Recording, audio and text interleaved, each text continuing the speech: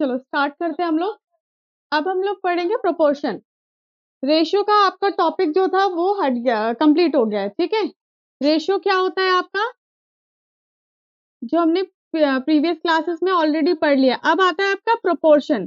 Proportion क्या होता है, जब आपके दो रेशियो दूसरे दो रेशियो के इक्वल होते हैं तब उसे बोलते हैं प्रोपोर्शन। जैसे अगर आपके पास क्वांटिटीज है ए रेशियो बी और यहाँ पे सी रेशियो डी, ठीक है। ये आपके दो रेशियो, एक रेशियो है आपका ए इज टू बी और दूसरा है आपका सी इज टू डी।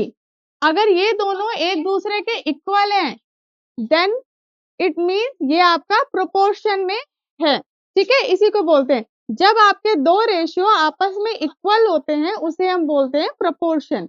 जैसे इसमें पहले तो ये समझो कि फर्स्ट क्वांटिटी और सेकंड क्वांटिटी इन सबको क्या बोलते हैं। तो पहला जो आपका फर्स्ट और फोर्थ वाला होता है, जैसे ये और ये, मतलब ए एंड डी, मतलब वो बाहर वाली जो क्वांटिटी है उसको बोलते हैं हम एक्सट्रीम, ठीक है, उसको बोलते हैं हम एक्सट्रीम। और जो आपके अंदर वाली क्वांटिटीज है लाइक आपका बी एंड सी, इसको बोलते हैं मिडिल टर्म, ठीक है। जो बाहर वाली है मतलब ए और डी, इसको बोलते हैं हम लोग एक्सट्रीम। और जो अंदर वाली क्वांटिटी आपकी बी और सी, उसे बोलते हैं हम लोग मिडिल टर्म। यहाँ तक क्लियर है?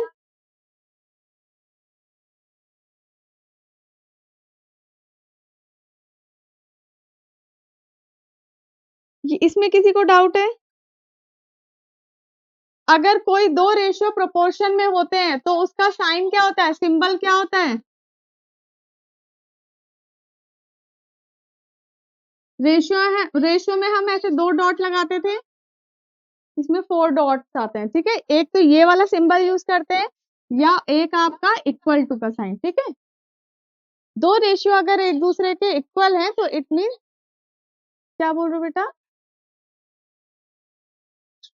नॉट इक्वल्स टू तब लगता है जब आपका दो रेशियो एक दूसरे के इक्वल नहीं होते हैं, ठीक है। नॉट इक्वल टू तो अलग होता है, वो लगता है बट अलग है, इसमें यूज नहीं करेंगे ना वो, वैसे होता है वो, ठीक है। चलो बेटा, ये प्रोपोर्शन का चैप्टर चल रहा है, रेशियो एंड प्रोपोर्शन में प्रोपोर्शन का टॉपिक है, ठीक है। मैं फिर से बता देती हूँ, प्रोपोर्शन क्या होता है आपका, if the ratio of the first and second quantities is equal to the ratio of third and fourth quantities, then quantities are said to be in proportion। मतलब आपके पास दो रेशियो है, ये आपका फर्स्ट क्वांटिटी है, ये सेकंड क्वांटिटी है, ये थर्ड क्वांटिटी है, ये फोर्थ। क्या नहीं आ रहा तो क्या करे बताओ, ये चैप्टर तो हमें कंप्लीट करना पड़ेगा ना। ये वाला चैप्टर एग्जाम में नहीं आ रहा तो फिर कंप्लीट तो एक बार कराना पड़ेगा, ठीक है। ये कंप्लीट करा देते हैं फिर आपका प्रॉपर वो चलेगा, प्रैक्टिस चलेगा। ये एग्जाम आपके फाइनल वाले हैं, बीच में से कैसे स्टार्ट करेंगे बेटा? ये चैप्टर कंप्लीट कराते हैं फिर उसके बाद मैं करा दूंगी। चलो एक बार रेशियो एंड प्रोपोर्शन। प्रोपोर्शन क्या होता है आपका, when two ratios are equal to each other then it is said to be a proportion। जब दो रेशियो एक दूसरे के इक्वल होते हैं तो उसे हम प्रोपोर्शन कहते हैं।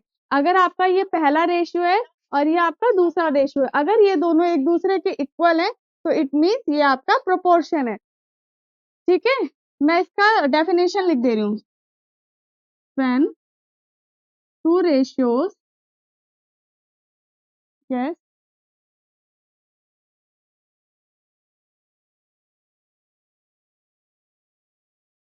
अभी कंप्लीट हो जाए इसके बाद ही लेंगे, ठीक है।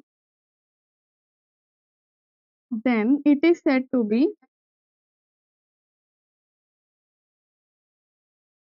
proportion, ठीक है। तो पहले तो प्रोपोर्शन का मतलब समझो क्या होता है, जब दो रेशियो आपके एक दूसरे के इक्वल होते हैं उसे प्रोपोर्शन कहते हैं। इसका सिंबल क्या होता है आपका, ये डबल डॉट या इक्वल टू, ठीक है।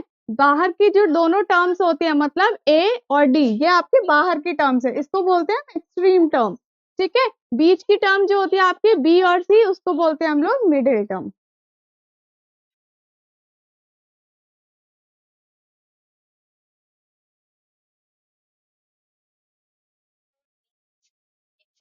मिडिल टर्म या मीन्स भी बोलते हैं उसको, मैं लिख देती हूँ, मीन्स भी बोलते हैं उसको। ठीक है, मिडिल टर्म या मीन्स। अच्छा, अगर आपके दो रेशियो प्रोपोर्शन में हैं, अगर a is to b is proportion to c is to d, अगर a is to b और c is to d के इक्वल है, देन हम लोग मल्टीप्लाई कर सकते हैं a into D is equal to b into C. इसका मतलब अगर a is to d equal to c is to d के है, तो अगर हम a और d का मल्टीप्लाई करें और b और c का मल्टीप्लाई करें तो वो भी इक्वल आएगा। ठीक है, दो एक्सट्रीम टर्म और दो मिडिल टर्म या मीन्स टर्म का हम मल्टीप्लाई करें तो वो भी आपके इक्वल आएंगे। ठीक है, तो एक एग्जांपल लेते हैं। आपको एक एग्जांपल दिया है 5:7 प्रोपोर्शन टू 35:49। अब हमें ये बताना है क्या ये दो रेशियो प्रोपोर्शन में है या नहीं है। प्रोपोर्शन में है या नहीं कैसे पता लगाएंगे, ये वाली वैल्यू इसके इक्वल होनी चाहिए। अब आप लोग अगर ये बोलेंगे कि यहाँ 5:7 है या 35:49 है, ये दोनों इक्वल ही नहीं है, तो ये प्रोपोर्शन में नहीं है, तो इसका मतलब ये आंसर गलत है। प्रोपोर्शन में चेक करने के लिए हमें क्या करना पड़ता है, सिंपलेस्ट फॉर्म में कन्वर्ट करना पड़ता है। सिंपलेस्ट फॉर्म में कन्वर्ट करो जरा, आपका 5:7 जो 7 है ऑलरेडी सिंपलेस्ट फॉर्म में है। ठीक है, 35:49 इसको कन्वर्ट करो, कौन सी टेबल से जाएगा जल्दी बताओ। 7 5 35, 7 7 49। यहाँ पे ऑलरेडी 5:7 था, यहाँ पे भी कट करने के बाद 5:7 आ जाएगा। इसका मतलब यस 5:7 इज प्रोपोर्शनल टू 35:49। ठीक है, क्लियर है यहाँ तक। कैसे पता लगाना है प्रोपोर्शनल है कि नहीं है। डायरेक्ट क्वांटिटीज एक्सरसाइज अभी स्टार्ट ही नहीं करी है मैंने, अभी जस्ट आपको कॉन्सेप्ट समझा रही हूँ। ठीक है, जब पूछा जाए आपको कि प्रोपोर्शनल है कि नहीं है, तो डायरेक्टली वैल्यूज देख के यस और नो मत लिख देना। पहले तो आप इसको सिंपलेस्ट फॉर्म में कन्वर्ट करना कि ये और कितना सिंपलेस्ट फॉर्म में हो सकता है। देन अगर वो इक्वल आ रहा है तो वो प्रोपोर्शनल है, अगर नहीं आ रहा तो वो प्रोपोर्शनल नहीं है।